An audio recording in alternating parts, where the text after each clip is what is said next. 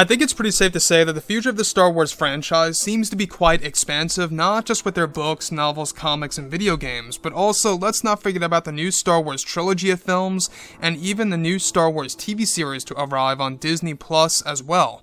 This is Mike Zero. Make sure to subscribe if you are new to the channel for future Star Wars content.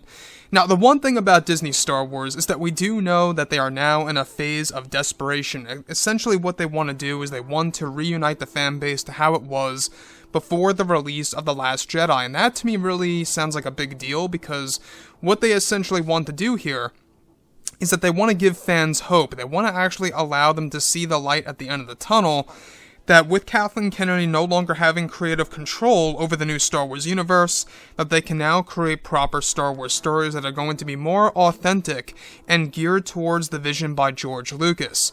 Now, of course, a lot of this is going to be rooted by Jon Favreau and Dave Filoni. They are really going to be the backbone of this new Star Wars universe that is really going to give us a different side of the Star Wars franchise, right? And that's what they want to do. They want to make it as big as the MCU. Let's not forget about this, and make no mistake that Jon Favreau really is a visionary. He is the man who started the MCU. He is the one who made Iron Man 1 back in 2008 successful as it was. That was really the big movie, followed of course by The Incredible Hulk, which didn't really do too well. That was the very beginning of the MCU. Jon Favreau did an amazing job with Iron Man 1. So now looking at, of course, The Mandalorian Season 2 and Season 3, what's really exciting and could be very well quite controversial to some fans, all has to do with the character of Luke.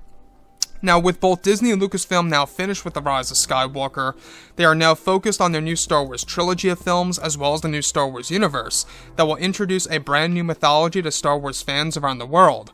Now, it's explained that both Bob Iger and Bob Chapek have been working together as a team in order to create a better future for the Star Wars community and to make the Star Wars brand just as successful as the MCU.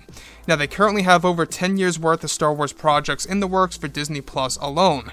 This ranges from TV shows to brand new films that are currently in development. It's explained that one of the big plans by Disney is to replace Mark Hamill as Luke Skywalker for The Mandalorian Season 3 by writer Jon Favreau in order to create a new version of Luke in between the events of Episodes 6 and 7. It's noted that they actually have been in the talks with actor Sebastian Stan, who portrayed the Winter Soldier in the MCU. The plan to replace Mark Hamill for The Mandalorian Season 3 as a young Luke Skywalker comes from Disney's Bob Iger and Bob Chapek, and that Mark Hamill is still said to have somewhat of a role for The Mandalorian Season 3 by use of de-aging technology and other scenes, and that they still plan to develop the young Luke Skywalker TV series eventually that would explore the adventures between Luke and R2-D2 during his path to becoming a Jedi Master.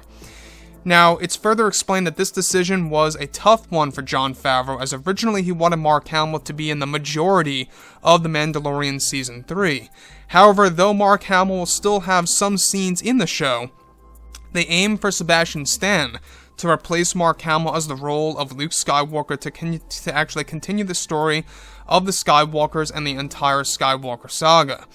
Now, this is also a plan by Dave Filoni, since he wants to continue the Skywalker saga in several ways in order to make a better future for the Star Wars universe. Kathleen Kennedy is said to have no involvement on the use of Luke Skywalker in The Mandalorian Season 3, thankfully, where additionally it's explained that the younger version of Luke Skywalker is for Disney to give the fans a chance to witness Luke Skywalker in his prime in full action for The Mandalorian Season 3, with The Mandalorian Season 2 bringing in Ahsoka Tano, portrayed by Rosario Dawson.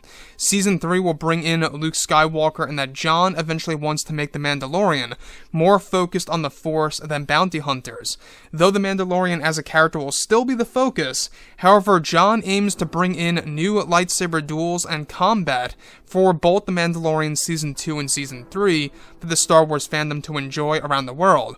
This is a step in the right direction by Disney and Lucasfilm. So let me just say one thing here, is that I have mixed feelings on replacing Mark Hamill as Luke. You know, it could very well turn out to be another scenario with Solo: A Star Wars Story where, you know, it didn't really quite fit well with a lot of fans. However, I think that was just a cast mistake. To me, this casting decision to actually have Sebastian Stan replace Mark Hamill as Luke is excellent. This is honestly a bit of a similar scenario to what happened with Rosario Dawson. It seems that Lucasfilm and Disney are listening to the fans more now. You guys may remember a couple of years ago on Good Morning America, a lot of fans expressed their wants for Rosario Dawson to become Ahsoka Tano in live-action form. And of course, that was all rooted by the fans. And now, what do you have it? You have Disney actually having her in The Mandalorian Season 2. So that was all rooted from the fans of what they wanted. And the same exact thing here comes from Sebastian Stan.